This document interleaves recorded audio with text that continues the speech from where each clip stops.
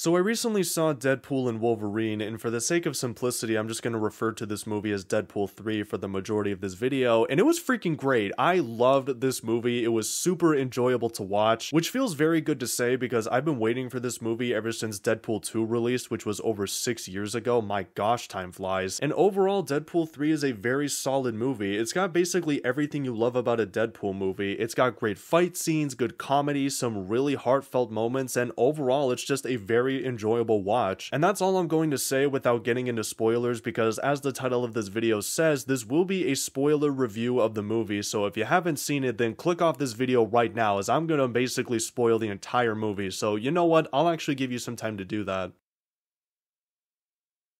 You're still here? Alright, let's do this. The first thing I love about the movie, and this is honestly my favorite part of the entire film, is the opening credits, because my gosh, they did this so well. So the movie starts out with Deadpool finding and digging up Wolverine's body because he needs him for a reason that I'll get into later on, and this is actually the version of Wolverine that died in the standalone movie Logan that came out in 2017. So after digging his grave and finding his body, Deadpool discovers that Logan is still very much dead, which thank freaking goodness they actually kept him dead, because if he was still alive, it would have made his emotional death in Logan very much pointless, and it obviously would have been a very idiotic decision. But anyways, after finding his dead body, he plays around with it in typical Deadpool fashion, and he cracks a few jokes, but then he gets interrupted by some agents from the TVA that want to bring him back for, again, a reason I'll get into later on, and Deadpool obviously isn't going to go with them, so he starts to fight and kill them. But as he's doing this, this is when the opening credits start to happen, because as he's fighting them, obviously their body parts are just flying everywhere, but some of their body parts will like fly up to the camera. Like whenever Deadpool would like slice a guy's head off, it would like fly towards the camera and it would show a person's name or something, or like whenever he would slice a dude's arm off, the bone would go flying towards the camera and another person's name would show. And as this great intro fight scene is happening, Bye Bye Bye by NSYNC is playing, and as Deadpool is horribly mutilating the TVA agents, it'll just randomly cut to him dancing along to the song, and it's just freaking great. So already the movie's off to a very strong start, but as the movie is going through the first act, I was a little worried that they were going to tell too many jokes. Well, obviously there's going to be jokes in this movie because it's a Deadpool movie, but there's a scene in the first act where Deadpool is talking to Happy because he wants to be an Avenger, and there are times in that scene where it seems like it's going to get serious, but then Deadpool would crack a joke, and during that scene I had a really bad feeling that this movie was going to crack too many jokes and not know when to take itself seriously, which is the thing that I freaking hated about Thor Love and Thunder. But thankfully I was wrong about this, and as the movie went on, the comedy did even out a little bit with some genuinely serious scenes and some heartfelt moments. But anyways, let's get into the plot of this movie. So Deadpool is taken by the TVA and is told that his world is dying because its sacred being is dead. A sacred being is essentially someone who is key to a world's existence, and if that person were to die, then that world or universe as a whole would cease to exist. And it turns out that this universe's sacred being is Logan, who obviously died in the standalone Logan movie. And after being told this, he's given two options. He can either join the TVA and prevent the collapse of the universe, or go back to his family and friends and basically wait for the world to end. And after being told this, he says screw the TVA, he breaks the guy's nose who told him this, and he goes through the multiverse to try and find a Wolverine, or at least one that's willing to help him. And as he goes through the multiverse, he finds a bunch of different Wolverines, one of which is actually played by Henry Cavill, which I thought was pretty cool. But all the Wolverines he finds refuses to help him and they beat him up, so Deadpool keeps going through the multiverse until he finds the Wolverine that we see in the trailers, and this Wolverine, as the TVA says, is the worst of the worst, because this Wolverine is a washed up raging alcoholic who, like all the other Wolverines, refuses to help Deadpool. But after passing out from getting too drunk, Deadpool takes him back to the TVA and basically tells them, here he is, now fix my world. But the guy from the TVA, whose name I'm pretty sure is Johnny as it turns out, lied to Deadpool, saying that he's actually building a time ripper because he wants to erase all universes that the TVA deems as useless. So after finding this out, Deadpool and Wolverine, who woke up during the middle of the explanation, try to fight the TVA, but they're sent to a place called the Void, which is basically a universe where all people who defy the TVA are sent to. And this is where a majority of the movie takes place. And it's also where a lot of the cameos happen, and these were all cameos that I was not expecting whatsoever. For example, Chris Evans as the Human Torch from the Fantastic Four, which came as a real shocker to me because I thought Chris Evans was done with the MCU and just Marvel as a whole, but I guess Ryan Reynolds and the other makers of Deadpool 3 convinced him to come back one last time, and it was really cool to see him, but like 10 minutes after he's introduced, he gets brutally murdered by the villain, who it turns out is Charles Xavier's twin sister, who got sent to the Void when she was only a baby because the TVA deemed her as too dangerous, and after seeing her powers and what she's capable of, I don't freaking blame them. Although it is because she's in the Void and she's been there her entire life that she's evil, because she was allowed to use her powers however she wanted, so it's kind of also the TVA's fault that she's evil because they're the ones who sent her there in the first place. But back to the cameos, there's also some other really cool ones, such as Wesley Snipes as Blade, Jennifer Garner as Elektra, Daphne Keane as X-23 or Wolverine's daughter in the movie Logan, and Channing Tatum as Gambit, who's a character that I did not even know existed until this movie, but I thought he was really cool, and they did quite a lot with him in the short amount of screen time that he had. And I also like that they all got their little moment to shine. Like when they raid the evil sister's lair, whose name I forgot, they each get their own little dedicated times to where they're killing bad guys using their own specific abilities. Like Gambit, he's using his explosive cards, Blade's using his sword and his guns, Elektra's using her size, which is what the swords that she uses are called, X-23's using her Wolverine claws, and it's all just really dope to see on screen. I love how they all get their little moments to shine, except for the Human Torch, who not only has his powers taken from him, and is also murdered by the villain, all within 10 minutes of being on screen. And I'm guessing this whole quick death of the only other character Chris Evans played in Marvel movies besides Captain America was a message saying that, like, yeah, he's done with Marvel movies as a whole, which makes sense, as according to a tweet from Culture Crave, Chris Evans was asked if he would ever return as Captain America, and he said no, not really, which makes sense, as given the state of Captain America in the MCU, who's now an old man that's passed the torch of Captain America down to Falcon, and now that the Human Torch is dead and that character is the only other character Chris Evans ever played in a Marvel movie, he's basically saying like, yeah, I'm done with Marvel movies and I want to do my own thing, or at least that's how I'm interpreting it. I could be completely wrong, but honestly, respect to Chris Evans for doing that. But anyways, back to my review of the movie, another thing that I really liked about it was the costume design. They did such a good freaking job, especially with Wolverine's costume, who was my personal favorite. They absolutely nailed the design of his costume, but they also did just as good of a job on everyone else's costume. They all looked so dope in the movie. But when Wolverine put on his mask for the first time, I thought that was so freaking cool. The people in charge of the costume design for this movie absolutely deserve a raise. They did such a phenomenal job. But another thing this movie did really well are the fight scenes. As with all the other Deadpool movies, there's some very good fight scenes in here. My personal favorite one is the fight between Deadpool and Wolverine in the van, as that one kind of felt a little more impactful, because in the scene before, obviously Wolverine calls out Deadpool and basically like, you're nothing, you never will be nothing, you're just a liar, you'll never amount to anything. And this actually makes Deadpool shut up, which you know it's bad when the merc with the mouth doesn't say a word other than, I'm going to fight you now. It's just more impactful to me in the sense that like, we never really see Deadpool get mad other than when he confronted Ajax in the first movie, but seeing Deadpool, the guy who's always cracking jokes, actually get quiet and serious definitely made it a little more intense, and that's what makes it my favorite. But another thing I really liked about this film are the genuine moments, and while there are a few, as obviously, you know, this is mainly a comedy movie because it's Deadpool, there are a few moments where it does get serious and heartfelt, and they are really well done. My personal favorite was the scene between X-23 and Logan, as obviously she's his daughter but from another universe, and they sit by the campfire as she convinces him to help them fight against Charles Xavier's evil sister so both him and Deadpool can get back home. It's a really nice moment, and since Logan is my favorite superhero movie ever, maybe I have a little bit of bias, but it's just really cool to see X-23 talking to Wolverine again. I also really like the scene where Deadpool and Wolverine are preparing to sacrifice themselves to stop Charles Xavier's evil sister. It's a really cool moment because it's the first time in the movie they ever like actually get along and agree on something, and it's also kind of emotional because, as the guy from the TVA explained, they were actually going to die because, you know, matter and antimatter don't mix very well, so if they do this, they will basically be evaporated from existence. But obviously, since Deadpool and Wolverine both have insane regenerative abilities, they both come back as if nothing happened. But the whole scene is just really well done in my opinion, as Deadpool and Wolverine are preparing to basically die and give their lives for the sake of the multiverse. And it also helps Wolverine make up and avenge himself because of his mistake of leaving his world when they needed him the most. So it's kind of a cool redemption moment for Wolverine as well. And all in all, it's just a very solid scene. And that's all I have to say about the movie as a whole. So overall, I give Deadpool and Wolverine an 8 out of 10. If you like the first Deadpool Deadpool movies, you will most definitely enjoy this one, and if you didn't, then you are not going to like this one, as this movie is just like the previous two. And that's gonna do it for the video.